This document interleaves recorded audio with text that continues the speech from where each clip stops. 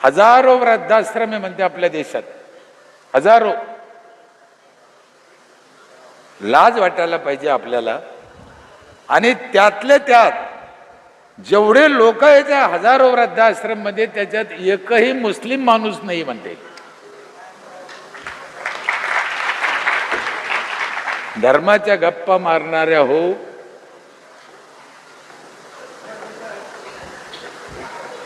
काय शिकवलं आम्हाला, काय शिकन पुढची पिढी. म्हणून माझा शिकवण्यावर राग आहे. आणि मी जेव्हा शिकवणाऱ्यावर रागवतो ना, तेव्हा लोक चुकीचा अर्थ काढते आणि काहीतरी उलट सुलट बातम्या छापी दे.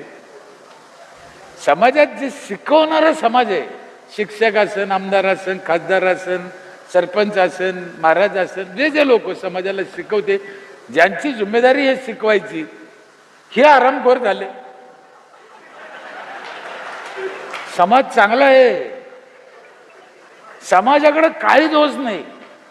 समाज काही सांगा ऐकतो, सांगणारा चुकीचं सांगतो. तुम्ही पहा, म्हणा मम म्हणला मम, लाव डोळ्याला पाणी, लावलं. काय डोळ्याला पाणी लावायचं काय? रक्षक दादा तुम्ही बी लावला असेल कधी असेल काय काय.